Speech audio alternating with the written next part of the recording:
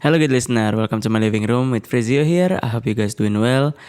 Rezeki lancar, keluarga sehat, lu sehat, semuanya sehat, amin. Nih kebetulan karena temen kok temen sih? Di kosan gue ada teman gue, namanya Fadil. Gue pengen nanya dulu nih, Dil, kalau lu gabut lu ngapain? Banyak hal yang bisa gue lakuin. Contohnya yang paling sering? Bikin konten. Oke, kalau dia bikin konten. Nah kalau gue itu ngegame. Itu salah satu yang paling pelarian gue yang paling bikin stres gue hilang gitu. Gue dulu main game itu dari SD, dari kelas 2 PS1 naik ke PS2, tapi sayangnya stop di PS2, gak beli PS3, gak beli PS4 juga karena mahal. Gue saking ediknya sama game ya. Pas SD, gue sampai dibilang, Han, kamu les ya gitu. Pas lesnya hari Sabtu Minggu. Nah, gue main game itu cuman diwaktuin pas weekend doang. Nah, kalau misalnya gue main pas weekend, gue les di hari weekend juga, otomatis waktu main game gue berkurang dong. Jadinya kayak anjir, gue main game berkurang dong waktunya, nggak mau lah gitu. Nah, dari situ kayak gue paham nih, gue seedik itu sama game gitu. Ngomongin soal kebiasaan ngegame, pasti nggak sih kalau misalnya orang yang suka ngegame itu dibilang, lo ngapain sih ngegame, sering banget sih lo ngegame, ngapain sih jadi gamers, buang-buang waktu, nggak ada gunanya, gak ada pemasukannya, hehehe, macem-macem dia. Nah terus, iya bener gak? Iya kan, kayak gue mikir kayak, lu main game gak buang-buang waktu Ci. Sekarang gini deh, banyak gamers termasuk gua yang suka ngegame itu belajar bahasa Inggris dari game, percakapannya. Terus kata-kata yang gak lu tahu bisa lu search kan, itu apa yang maksudnya ya? Oh, itu maksudnya percakapan buat buka gerbang atau misalnya buat nyari item ini gitu misalnya ya. Kan ada manfaatnya di balik itu gitu kan. Nah, kalau bahasa Inggris tuh paling itu tuh yang paling umum tuh. Kayak semua gamers mungkin ngerasain gitu ya. Nggak dari game PC, nggak dari game mobile, dari PS atau Nintendo atau manapun gitu ya. Nah, terus gini, apa game nggak guna gitu ya? Menurut gua nggak sih, nggak dibilang berguna, ya berguna aja. Tapi dibilang nggak berguna itu nggak juga, karena kalau misalnya lu main game, lu merasakan nyaman kayak misalnya, gue capek banget nih habis pulang kerja, habis pulang kuliah, main game terus lu ketawa-tawa main sama teman online lu atau apapun gitu ya. Nah itu kayak, itu damai sih rasanya sih, dan kayak itu yang sekenanya gue rasain gitu pas gue lagi pusing, lagi stres gitu. Itu yang kayak ajar gue enak banget nih game kayak gini. Abis ngegame ngopi, makan, tidur gitu. Besoknya kerja lagi. Meskipun dibilang no life enggak, cuman kan kadang-kadang kita juga harus punya waktu sendiri atau me time kan. Ada juga kadang-kadang waktunya kita nongkrong sama teman gitu, jadi bagi waktunya. Nah, buang-buang waktu, nah ini, kalau lu bisa manajemen waktu, menurut gue nggak akan ada yang namanya buang-buang waktu sih. Entah itu main game, entah itu bermusik, entah itu editing video atau bikin konten atau apapun gitu ya. Itu menurut gue nggak buang-buang waktu sih, selagi lu bisa manajemen waktu atau apapun gitu. Nah itu, dan kenapa gue mikirnya kenapa orang-orang masih kayak masih tolong dikecilin sedikit. Kenapa orang masih kayak bilang game tuh banyak kegunaannya sebenarnya. Lu nggak tahu kan, game itu bisa ngasih motivation word gitu kalau buat player-playernya, atau secara tidak tersirat gitu ya, bukan motivation word yang dilontarkan sama karakter gitu, enggak. Cuman kalau lu permainin kalau lu memainkan gamenya, lu paham alurnya, lu paham inti-intinya, ini lawan ini ngalahin ini, terus ini merebut ini memenangkan ini gitu. Itu kayak, oh gue tahu nih alurnya kayak gini. Contoh deh, God of War. Kalau lu main dia dewa, dia manusia jadi dewa gitu kan. Koreksi kalau gue salah. Ini manusia jadi dewa. Terus habis itu ya ngalahin dewa-dewa lainnya lah gitu. Nah, di God of War 1 dia berhasil ngalahin dewa. Dewa apa ya? Hades gitu. Oh, Hades sama Ares. Di yang kedua dia ngalahin Zeus. Lu kebayang gak? Maksudnya kayak Gila sih itu. Maksudnya di God of War 2, di God of War pertama itu dari manusia ke dewa, dari dewa diturunin lagi jadi manusia, dia ngerangkak lagi jadi dewa. Nah, lu paham konsepnya? Kayak lu kalau misalnya mendapetin sesuatu, lu harus merangkak dulu. Mau ngalahin 100 orang, 1000 orang, 10.000 orang, lu harus nyenggol semuanya biar lu jadi yang teratas gitu. Hard work pay off, ya emang begitu gitu kan. Dia harus berdarah-darah dulu. Dia harus harus relain waktu keluarganya terbunuh bahkan gitu. Kayak damn, itu berat cuy gitu. Dan itu yang ngasih gue kayak oh anjir, ini emang dia jadi dewa pun ya emang ngerangkak, siap lagi jadi dewa gitu ya. Dan itu kan ngaruh kan, sama relate sama hidup. Lo kalau mau jadi seseorang ya lo harus ngalahin orang-orang lainnya gitu untuk jadi seseorang ini gitu. Gila pagi-pagi sudah Mario Teguh mode on ting. Nah terus selain itu deh, Harvest Moon, gila itu game teredan sih menurut gue. Kayak gak ada fightingnya, gak ada 18 plusnya, tapi masih bisa ngejual cuy. Karena sesimpel lu memainin kehidupan asli. Bukan kalau The Sims memang look like asli, tapi ada saintifiknya juga kan dia. Cuman kalau Harvest Moon ya meskipun dia fantasi itunya karena ada peri-peri juga ya kan, tapi di sini dia kayak pertanian, perkebunan, bahkan peternakan itu kayak itu loh, kayak based on dunia asli gitu. Lu nggak pernah ngerasain kan main Harvest Moon sapi lu mati? Pernah sih lu pasti. Kalau bisa lu main kayak sapi lu nggak dibawa keluar, gak dibawa makan, itu based on dunia asli gitu. Dan situ kan otomatis lu bisa tahu dong, lu punya pengetahuan dong dari situ. Oh kalau misalnya sapi nggak dikasih makan ya mati lah jelas gitu kan. Kalau misalnya sapi nggak dibawa keluar kandang, nggak dibawa keluar barn, stres. Nah itu ayam juga sama. Terus petak-petak tumbuhan ada 16 kotak. Kalau misalnya tanamannya itu atau bibitnya itu ditaruh di sebelahan, tidak lengkap satu, itu akan busuk, tidak akan tumbuh. Itu nggak tahu gue juga awalnya, ternyata pas gue main Harvest Moon dan gue tahu. Dan ya kayak Harvest Moon sekompleks itu cuy. Harvest Moon sekompleks itu sampai ada buku panduannya. Dan gue punya waktu itu kayak gila, lu gak kebayang sih itu punya kayak gitu. Dari GTA.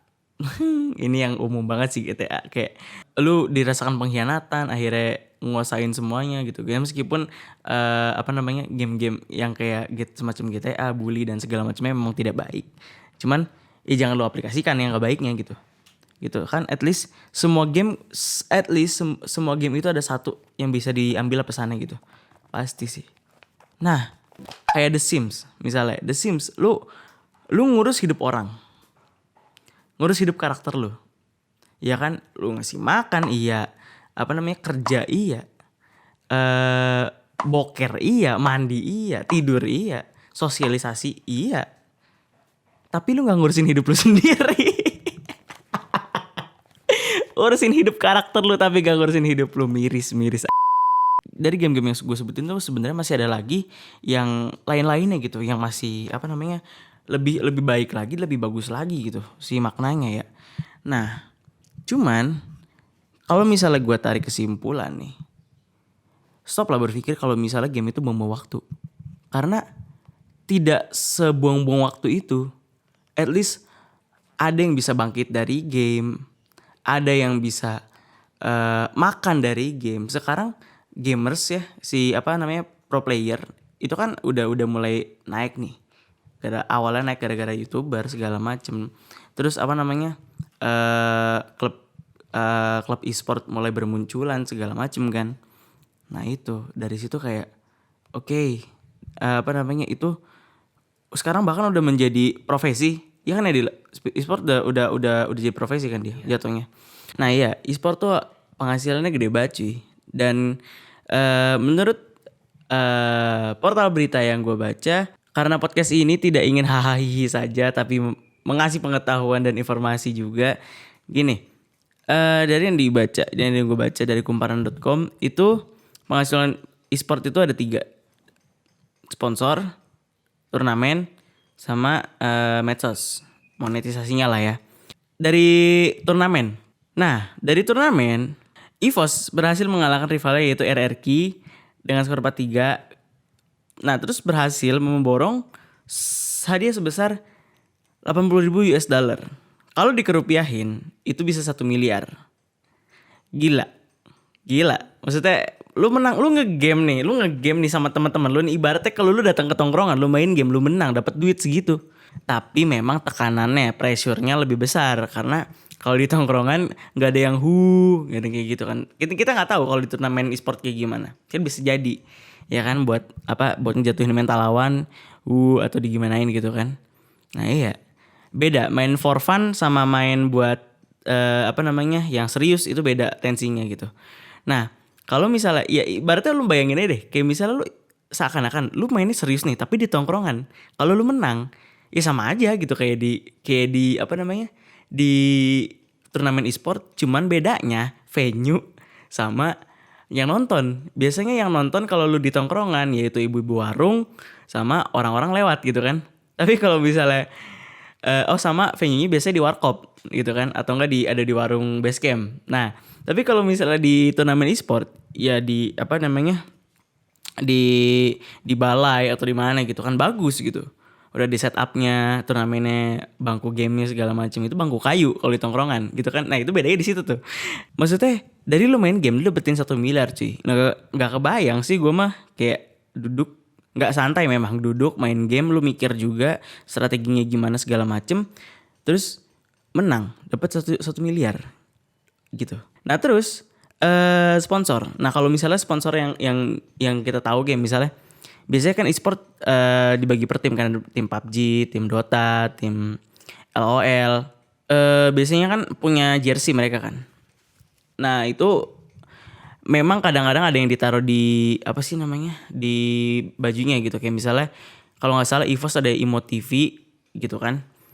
Gitu, dan ya ibaratnya kayak pemain bola aja gitu kan. Pemain bola kan di jersey-nya ada itunya, ada ada si logo sponsornya. Tapi kalau misalnya di e-sport itu jarang. Jadi mereka biasanya sponsornya itu bukan di turnamen gitu, bukan di jersey naruhnya. Karena kalau misal di turnamen atau mereka pakai di jersey, ya mereka jarang disorot. Justru kalau di turnamen yang disorot yang in game-nya. Gamersnya jarang atau player jarang. Tapi biasanya mereka itu sponsor-sponsor ini ngasihnya ke atau dialihinnya itu ke media sosial, streaming, konten. Nah, apalagi kan si gamers ini itu kan muncul dari YouTube gitu kan. Maksudnya kayak mulai menaik di Indonesia itu dari YouTube gitu kan, si prosesnya gitu. Nah, memang yang paling besar ya emang dari situ penghasilannya, dan YouTube pun bisa dimonetisasi juga gitu kan maksudnya, dan sah-sah saja untuk naruh sponsor gitu. Nah, biasanya kalau misalnya dibikin konten gitu, itu entah di di awal video atau gue lupa lagi nama istilahnya. Pokoknya kayak misalnya lo disponsor sama Le Minerale, lo main game, Le Minerale produknya dari situ gitu, ada di depan lu gitu, lu sambil main game gitu, lu aus, lu minum Le Minerale, nah gitu. Nah itu kan kayak itu tergantung sama si sponsorship invoice-nya sama si playernya gitu kan, itu nggak urus penonton mah. Nah cuman sponsor itu bukan di jersey ada, cuman yang paling kelihatan itu di medsos gitu, kayak di konten dan live streaming pun sama. Kayak misalnya di sponsori sama kayak mic aja, itu bisa disponsori sama mic gitu kan. Mereka juga butuh mic untuk ngegame, apalagi game online. Nah terus sama kayak ini deh, kursi gaming, PC, mouse gitu, itu juga disponsor bisa, ya kan? Jadi kayak lu setiap live stream make itu sebagai sponsor lu, kayak orang-orang ngeliatinnya, wah mainnya lancar ya, PC-nya kenceng ya gitu, mouse dipakainya enak ya gitu segala macem. Nah itu jadinya itulah yang naikin si si e-sport itu. Yang terakhir itu adalah si konten atau media sosial. Ya karena YouTube itu bisa dimonetisasi, dan live stream pun sama. Live stream di Facebook bisa dimonetisasi. Twitch itu bisa dikasih donasi, iya kan? YouTube pun sama, bisa dikasih donasi juga. Nah, biasanya e-sport itu entah dia, gue nggak tahu sih kalau misalnya per tim ya. Kalau tim gue nggak tahu nih, mereka konten sih iya kayaknya. Oh ya, tim e-sport kontennya nggak ada. Nah, cuman biasanya yang live stream itu player-playernya gitu. Jadi misalnya kayak misalnya ada Ryzen nih, dia streaming, ya udah dia streaming buat individunya gitu. Biasanya gamers atau pro player dapat duitnya dari situ. Kalau misalnya lewat si media sosial. Nah, itu tuh pendapatannya. Meskipun terbilang kayak menurut kita gitu kayak enak juga ya. Enak juga ya cuman duduk gitu. Terus main game gitu. Tapi tidak semudah itu, cuy. Tidak semudah itu. Mereka harus tahu pengetahuan gamenya, mereka harus tahu pengetahuan karakter. Kayak misalnya Valorant, lu harus tahu tipe karakternya apa, skillnya apa aja, pengetahuan map, pengetahuan fitur di mapnya. Nah di situ kayak lu harus punya konsentrasi yang lebih, pengetahuan tentang gamenya, pengetahuan karakternya, pengetahuan map dan lain-lainnya. Lu juga tahu lu juga harus tahu kalau misalnya lu mainnya tim Valorant, PUBG, ML, lu harus tahu nih per anggota karakter tim lu itu skillnya ngapain aja, dan bahkan player tim lu itu karakternya kayak gimana sifatnya. Kalau yang agresif ya lu tahan. Makanya di game itu ada namanya komunikasi kan. Nah itu gunanya. Jadi gak semudah itu sebenarnya kalau misalnya dibilang-bilang dan dilihat-lihat gitu ya. Karena memang butuh konsentrasi, butuh koordinasi, dan butuh pengetahuan yang bagus gitu. Nah jadi kesimpulannya gini, game itu nggak buang-buang waktu, manfaatnya banyak. Lu nya aja yang nggak cari tahu manfaatnya apa, dan lu aja belum nyemplung ke situ. Mungkin kalau lu tahu dan lu nemuin game yang pas buat lu, itu kalau lu nemuin game yang pas buat lu akan tahu makna yang bagus itu bagus dari game itu apa gitu. Nah terus game itu nggak buang-buang waktu, game itu ngasih manfaat banyak buat lu, game itu membuat lu tenang, dan lu bisa dapat duit dari game gitu. Jadi jangan remehkan game, jangan remehkan apapun yang tentang game, karena sekarang bisnis game juga lagi naik. Oke? Dari game intinya lu punya banyak manfaat dan lu bisa lebih berguna lah hidup lu gitu. Jangan bilang game gak berguna. Ya kalau misalnya lu ngegame tapi lu gak gawe, atau lu fokus ke game, fokus kalian gitu maksudnya. Jangan setengah-setengah gitu. Consistency is number one. Udah kayak Atta Halilintar gue. Lama. Ya kira-kira itulah benang merahnya. Game itu gak selalu gak berguna. Game itu bisa bikin lo tenang dan banyak manfaatnya. Okay, I guess that's it for today. Thanks for listening to this podcast. I hope you guys get a point of my opinion. And if you guys have another perspective of this, let us discuss that on the comment section down below, okay? Frizio signing out. See you next time in my living room. Bye. Game.